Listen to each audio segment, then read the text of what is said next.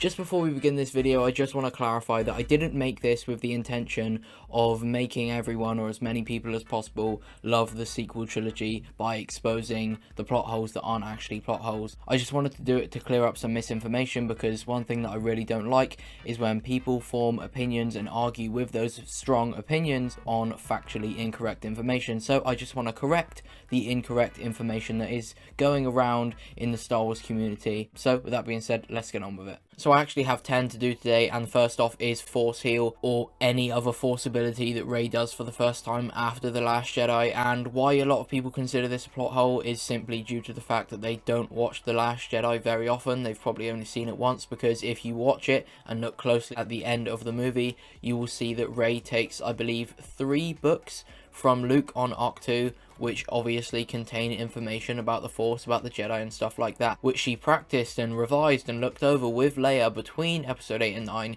in that year gap, and ended up learning Force Heal. Pretty simple. Now we have Rey's mind trick in The Force Awakens, jumping from the end of the trilogy right back to the start, and there is a few things that make up this one that when you add them all together rather than looking at them individually, it actually makes sense why she can do it. So for starters, a lot of people in Star Wars use the Force, whether it's consciously or unconsciously, when they've had no training. For example, Ezra Bridger, episode 1 of Rebels, Force Jump, or just Anakin and Luke piloting in A New Hope and The Phantom Menace. Then another thing we need to consider is, how does Rey even know that a mind trick exists? Well, she heard lots of rumours about the Jedi and about the Force and everything from everyone that she spoke to that came on Jakku, and she got all of those rumours confirmed to be true by Han Solo within the movie. So it's quite likely she heard a rumour about the Jedi being able to use the Force to convince people to do anything. Now another thing we need to add is the fact that she has read Kylo Ren's mind, and Kylo Ren obviously can do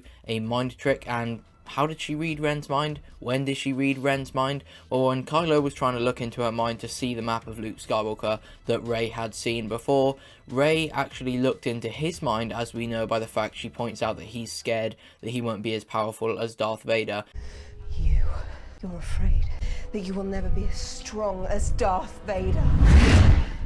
And Kylo fails to look in hers. So when she was looking in his mind, there's a chance, pretty high one, that she saw some memories of Kylo doing some Force abilities, and a mind trick could be one of them. So yes, that doesn't out and out confirm why she could use a mind trick, but the fact is she has used one, so there is some reasons why she could have done it. And another one to do with Rey that I really didn't realise people thought was a plot hole is when she gets the vision after touching a lightsaber. Now this is simply just a new Force ability. In fact, I don't even know if it's new, but I think Rey's the first one that at least I've seen of someone using it, and it's called Force Echo. Cal Kestis does it in all of Jedi Fallen Order. I think it's pretty cool, but you can have new Force abilities that people haven't used in the past without it being a plot hole. For example, Force Heal. Obviously, people hadn't used it in the prequel trilogy or original trilogy because Luke went and found these Jedi texts that weren't in the Jedi archives in the Jedi Temple on Coruscant after Return of the Jedi. Next up, we have Luke trying to kill Kylo Ren, and this is another one probably related to the fact that people don't watch The Last Jedi very much.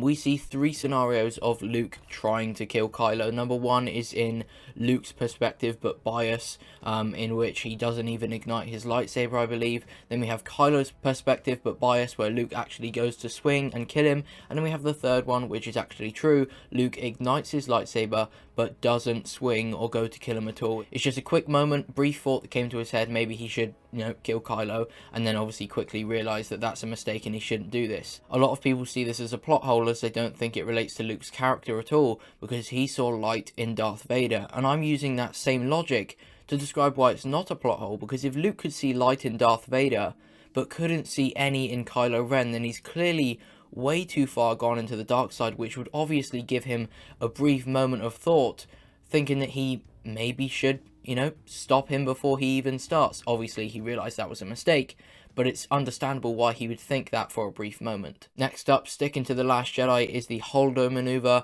and I do understand this one because at first it does seem like it breaks every law in Star Wars ever and completely invalidates every piece of content we've ever had, but if you actually look into it, Holdo can destroy the First Order fleet when going into hyperspace because she wasn't in hyperspace when she collided with them. It was literally milliseconds before she went into light speed and into hyperspace.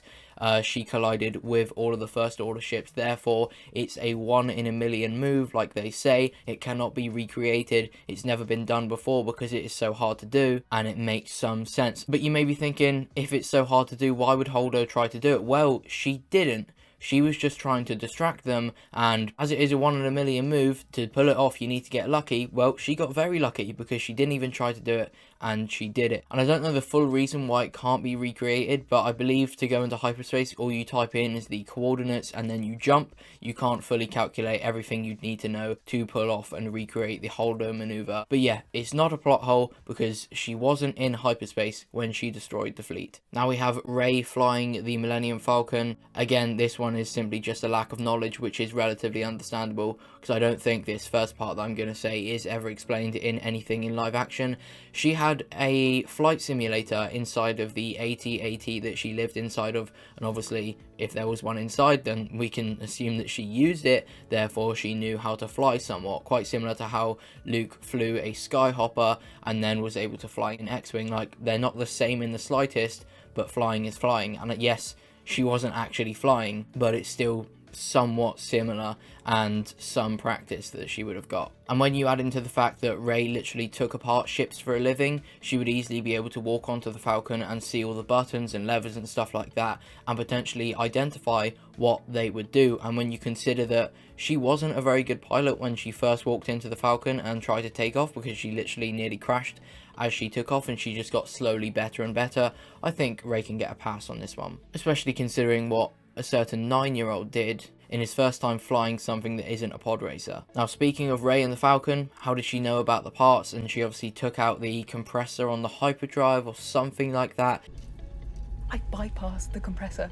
Again, it's basically the same thing I mentioned in the last one. She took apart ships for a living, and something that I didn't actually mention that could potentially help explain both of these is that Unkar Plutt is the one that owned the Millennium Falcon, so perhaps she did work on or for the Falcon at some point, you know, maybe going out and searching for specific parts that Unkar Plutt wanted for the Falcon. Not all of these have to be written down in the book confirming Rey went out and looked for certain parts for the Falcon because Unkar Plutt told her to sometimes. You can use your imagination a little bit as to why it's not a full plot hole that breaks Star Wars canon. And now we have Maz Canata owning Luke's lightsaber. This is a pretty simple story. Lightsaber falls on the ground. People find lightsaber. Lightsaber's put on the black market. Maz buys lightsaber. Now, the problem here is, why would she buy a lightsaber? Well, she does say that she knows the Force, so because of this, maybe she has a certain level of respect for the Jedi and doesn't want, like, their most ancient weapon falling into the hands of someone undeserving, so she decided to buy it. Next up is Rey beating Kylo Ren. Now this is another one where you've got to add a bunch of stuff together to combine and get a full decent answer rather than isolating the individual parts, because individually they don't justify it, but when all together you can be okay with why she was able to do so well. So number one, Kylo Ren is extremely unbalanced from killing his father Han Solo literally minutes before, and Snoke confirms this in The Last Jedi, saying like, "Ah, oh, look what it's done to you," when Kylo was saying how he managed to kill Han. Killed Han Solo. When the moment came, I didn't hesitate. And look at you. The deed split your spirit to the bone. You were unbalanced. Bested by a girl who had never held a lightsaber. You failed! Second, Kylo Ren was extremely injured as he had been shot by a Wookiee bowcaster that literally half an hour before had blown a stormtrooper into the air. So it clearly does a lot of damage, and Kylo had been shot by it. Thirdly is that Rey had been using a melee weapon for years, being her staff. Yes, it's no lightsaber, it's not even a sword, but melee combat will somewhat correlate no matter what weapon you are using. And notice how I say somewhat, and this is probably the main reason why I say you cannot isolate the examples that I'm giving here and the reasons I'm giving here, because her just using a staff for a certain amount of years shouldn't alone be able to make her on par with a fully trained Force user. Now, fourth is that she was actually getting destroyed by Kylo until she was reminded to use her feelings, reach into the Force, very similarly to how Luke was by Ben when making his shot on the Death Star. And 5, the dyad. When their dyad is awakened, when they look into each other's mind, Rey grows in power from that point on rather quickly, and I believe Kylo actually says something along those lines, not about the dyad obviously, but that she's growing in power very quickly, like the longer that she's out there after she escapes from using the mind trick. So obviously that improved her significantly so that she could do okay in the fight at the end. So that's 5 things that when you combine, gives a decent argument as to why she could do pretty well. And now let's do one more just so it is 10, and it is the dagger plot hole in The Rise of Skywalker. Now, number 1, it is not an ancient dagger. It's never been called an ancient dagger, but for some reason a lot of people think it's so ancient. Number 2, Rey knew where to stand to line up the dagger correctly, because the translation in Sith writing, I believe, told her what part of the shore to stand on. I don't remember what part. It was like northeast, south or west, but it did tell her from the southern shore. Only this blade tells what part to stand on. And number 3, relating to number 1, the dagger was made after the second Death Star had fell, so they designed it to specifically line up where the Sith Wayfinder is in regards to the ruins of the Death Star. And 4, it's not really about the dagger, it's more about the writing on the dagger and C-3PO being able to read it. He was able to read it because the programming disc or card or whatever that Anakin used to make C-3PO so fluent in so many forms of communication had Sith on it, because obviously Sith used to be a much more common language to speak, as obviously the Old Republic had many Sith Lords. And that is it then. That is 10 plot holes explained from the sequel trilogy. Like I said, I am no huge sequel fan, but what I really don't like is that when people make opinions and argue about them and with them, when the opinions are formed on misinformation. So I hope that you have learned something at least from this video, and that when you're in arguments or debates or anything, your opinions on any of these 10 things are actually formed on factual things. You can still dislike the sequels by all means, but as long as you dislike them for genuine reasons and not for a plot hole that isn't even a plot hole. So with that being said, please do leave a like if you did enjoy, subscribe for some more Star Wars content, let me know anything else you'd want to see in the future, and yeah, thank you for watching, goodbye.